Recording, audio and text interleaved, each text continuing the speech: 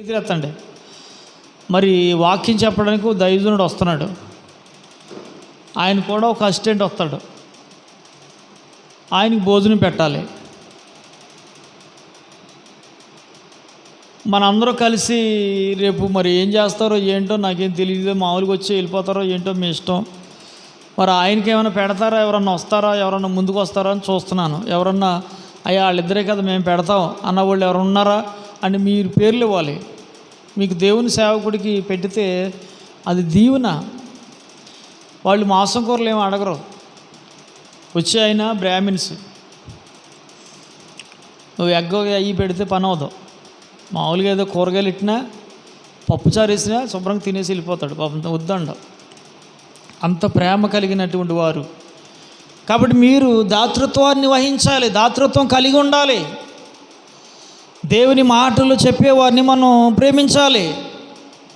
ఇక్కడ దేవుని పిల్లారా, మీరందరూ కూడా రేపు ఖచ్చితంగా రావాలి. వచ్చేటప్పుడు అందరూ కూడా తీసుకుని రావాలి. ఈ నలుగురు కాదు, ఆ నలుగురే కాదు, మొత్తం అందరూ కూడా దేవుని మందిరంలో మన గ్రామం కోసం, మన కుటుంబాల కోసం మనం ప్రార్థన చేయాలి. ఎక్కువ ప్రార్థన చేస్తే ఈ ప్రార్థన పెట్టేవాడిని ఏం చేద్దా సైతాను, ఏదో మూలనే నొక్కుతుంది. ఎందుకంటే ఇది మామూలుగా ఉండొచ్చుగా మొన్నటిదాకా గురువారం పెట్టుకుని శనివారం పెట్టుకుని పోయేవాడు. మళ్ళీ ఈ మధ్యలో ఏంటి ఈ ఆన్లైన్ ప్రార్థన అంటున్నాడు, మధ్యలో మళ్ళీ శుక్రవారం ప్రార్థన అంటున్నాడు. ఈ ప్రార్థన అవసరమా వీడికి? అంత ముందు పెట్టారు వాళ్ళు, అసలు ఏమనుకుంటున్నాడు వీడు అని సైతాను రకరకాల నిందలేద్ది నా మీద, రకరకాలుగా ఇబ్బంది పెడుద్ది. పెట్టకుండా ఆపేయాలి, ఏదో చేయాలని. మీరేం చేయాలంటే మీరు ప్రార్థన చేయాలి. జరగాలి చక్క ప్రభా అని ప్రార్థన చేయాలి. అంతేనా అమ్మా? చెప్పండి అమ్మ, అంతేనా? మీరేం చేస్తారు? చూతారా? ప్రార్థన చేస్తారా చేయరమ్మా? చెప్పండి, చేస్తారా? Okay, right. ఇక్కడ ప్రార్థనలో పట్టుదల కలిగినటువంటి ఒక స్త్రీగా హన్నా ఉంది. తనకున్నటువంటి కొరత, పిల్లలు లేరు. తన యొక్క మరి పెనిన్న ఆమెను ఎంతగానో విసిగించేది. అయినా కూడా ఆ పెనిన్నతో ఎప్పుడు కూడా వాదించలేదు. ఆమెపై ఎప్పుడు కక్ష పెట్టుకోలేదు. మనల్ని ఎవరన్నా తిడితే, మనల్ని ఎవరన్నా ఏదనంటే మనం ఏం చేస్తాం? నన్ను అన్నది ఇదిగో చూడు, మన ఖాళీ రూపాయలు చూసా, నన్ను అందా అమ్మా. ఎవరు అనుకుంటున్నావు? అసలే నేను దేవుని పెట్టినా, నన్ను అంటదా? లేరాళ్ళు మన జోలు తీస్తే ఉండరమ్మా. అసలు ఊర్లోనే ఉండరాళ్ళు. మాటలు ఎలా ఉంటాయి? అసలు ఉండరమ్మా. అసలు దేవుడు ఏం చేస్తాడు అనుకున్నావు? 2 పాయలుగా చేసేస్తాడు. ఎర్ర సముద్రాన్ని 2 పాయలుగా చేస్తాడు చూడు. అలాగే ఎక్కడ హైదరాబాద్ ఎటు కూడా వెళ్ళిపోతారు వాళ్ళు. ఉండరు. నీకు తెలుసా తెలీదా? అసలు మనం ఎవరో దేవుని బిడ్డలో అని మాట్లాడతాం. మనం ఆ విధంగా మాట్లాడకూడదు. ఎందుకంటే ప్రభు అంటున్నాడు, పగ తీర్చుట నా వంతు, నువ్వెవరినేమనుకో, వాళ్ళ గురించి నా దగ్గర చెప్పు, అంతే, నేను చూసుకుంటాను అంటున్నాడు ఆయన. ఆయనకి నిజంగా నమ్మకంగా ఉంటే. ఇక్కడ అన్న కూడా చక్కగా దేవుని దగ్గర చెప్తుంది. ఏమంటుందంటే, నీ సేవకురాలు అయిన నన్ను మరొక జ్ఞాపకం చేసుకుని, మర్చిపోకుండా జ్ఞాపకం చేసుకో ప్రభువా. దేవుడికే చెప్తుంది, జ్ఞాపకం చేసుకో. మీరు ఎప్పుడన్నా దేవుడిని జ్ఞాపకం చేసుకో అన్నారా?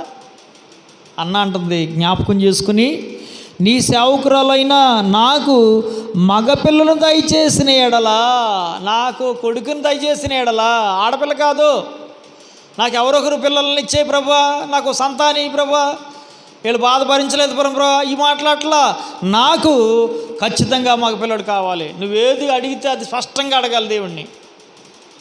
పైన మాట, బయట మాట, లోపల మాట, ప్రార్థనలో మాట మాట్లాడకూడదు. దేవుని దగ్గర స్పష్టంగా బయట ఏం మాట్లాడతావో లోపల కూడా అదే మాట్లాడాలి. పైకి ఏం మాట్లాడతావో హృదయంలో కూడా అదే ఉండాలి. నువ్వు అడిగేది స్పష్టంగా అడగాలి. నాకు మగపిల్లను దయచే ప్రభా అని అడుగుతుంది. నువ్వేం కావాలన్నా, నీకు ఇల్లు కావాలా, నీకు ఉద్యోగం కావాలా, నీకు చక్కగా మంచి చదువు కావాలా, జ్ఞానం కావాలా, మరి పిల్లలు కావాలా, గర్భఫలం కావాలా, మాకు లేకపోతే చక్కటి సాటి అయిన సహాయం కావాలా, కొడుకు మారాలని, లేదా కూతురు మారాలని, భర్త మారాలని, భార్య మారాలని, మనవడు మనవరాలు మారాలని, వాళ్ళకి ఉద్యోగం కావాలని, వారు విదేశాలు వెళ్ళాలని, లేకపోతే వాళ్ళు మంచి వాహనం కొనుక్కోవాలని, వాళ్ళు చక్కగా మంచి పంట పండించుకోవాలని, కుమారుడు సరిగ్గా తాగేసి తిరుగుతున్నాడు, తన బుద్ధి మారట్లేదు, ప్రభు వాడు మారాలని ఒకవేళ నువ్వు అనుకుంటే ఖచ్చితంగా నీ కొడుకు పేరు చెప్పాలి. ఎవరి దగ్గర? నా దగ్గర చెప్పుకో, మనుషుల దగ్గర చెప్పుకో, నువ్వు దేవుని దగ్గర చెప్పాలి. నువ్వు ఎలాగైనా ప్రార్థన చేయి. నువ్వు కేకలేసి ప్రార్థన చేస్తావో, మౌనంగా ఉండి ప్రార్థన చేస్తావో, ఎలాగైనా ప్రార్థన చేయి. నీ ప్రార్థన దేవుడు వినాలి. ఖచ్చితంగా దేవుడు వింటాడు. స్పష్టంగా చెప్తుంది. ఏమంటుంది? నాకు మగపిల్లలను దయచేసిన ఎడల వాని తల మీదకి క్షౌరపు కత్తి ఎన్నటికి రానీక వాడు బ్రతుకు దినములంటే నేను వాడిని యెహోవానకు నీకు అప్పగించునని మొక్కుబడి చేసుకునేను. ఆమె యెహోవా సన్నిధిని ప్రార్థన చేయుచుండగా ఏలి ఆమె నోరు కనిపెట్టుచుండెను. పైకి ఆమె ప్రార్థన చేయట్లేదు, ఇక్కడ మనలా ప్రార్థన చేయట్లా, ప్రభా అయ్యా అయ్యా అంటలా. ఏమంటుంది? నోటితో చేస్తుంది, పెదవులు ఒకటే ఆడిస్తుంది, స్వరం బయటికి రావట్లా. మౌన ప్రార్థన చేస్తుంది. దేవుని మందిరంలో మౌన ప్రార్థన చేస్తుంది. బయటికి వినపడి ప్రార్థన, సేవకుడు వినపడి ప్రార్థన చేయట్లా, ఆమె మౌన ప్రార్థన చేస్తుంది. ఏలి ఆమె నోరు కనిపెట్టుచుండెను. ఎలా అనగా అన్నా తన మనసులోనే చెప్పుకొనుచుండెను. మనసులో చెప్పుకుంటుంది. ఆమె పెదవులు మాత్రము కదులుచుండి ఆమె స్వరము వినబడక ఉండెను. అమ్మా, వింటున్నారా మీరు? ప్రార్థన చేసేటప్పుడు మీ ప్రార్థన ఎలా ఉండాలి? వినబడకుని ప్రార్థన దేవుడు విన్నాడు. అందరూ వినే ప్రార్థన విన్నట్టు ఇక్కడ లేదు. వినబడిన ప్రార్థన వినబడట్లేదు. ఆ ప్రార్థన మనుషులకి వినపడట్లేదు, దేవునికి వినపడుతుంది. మీ ప్రార్థన మనుషులకు కాదు వినబడేది, మీ ప్రార్థన దేవునికి వినపడాలి. అన్న ప్రార్థన దేవునికి వినపడుతుంది. పక్కనున్నటువంటి పాస్టర్ గారికి వినపడట్లా. పెదవులు చూస్తున్నాడు ఆయన, పెదవులు ఆడిస్తూ ఉంది, ఆమె కదులుతూ ఉన్నది, ఆమె స్వరము వినబడక ఉండెను కనుక ఏలి ఆమె మత్తురాలై ఉన్నదనుకునేను.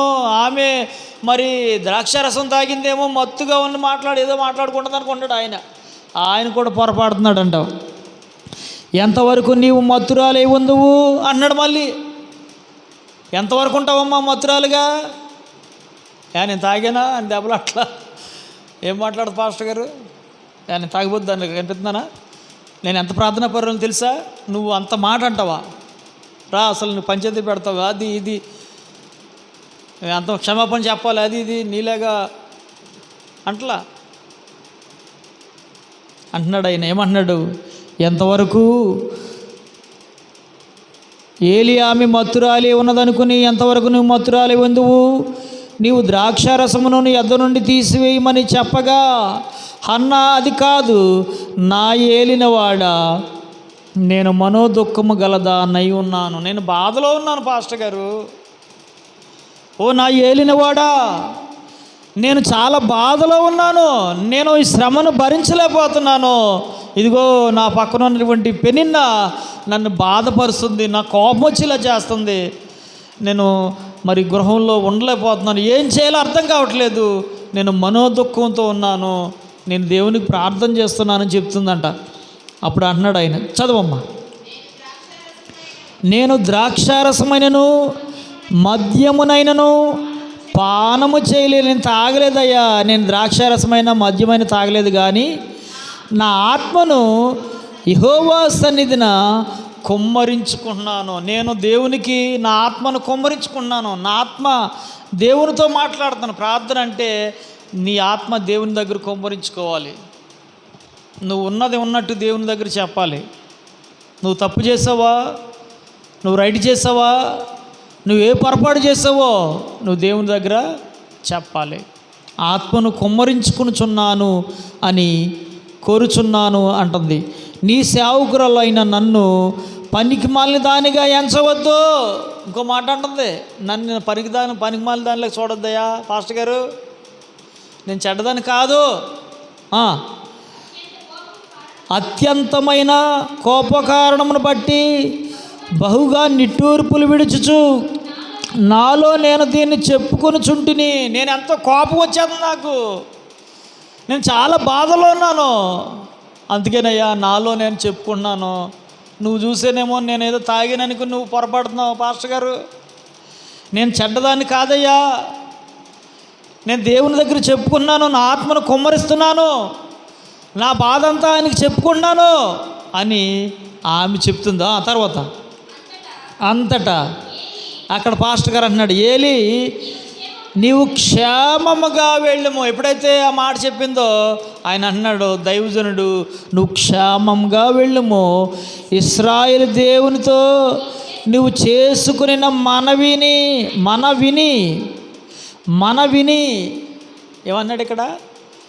ఇశ్రాయేలు దేవునితో నువ్వు చేసుకున్నటువంటి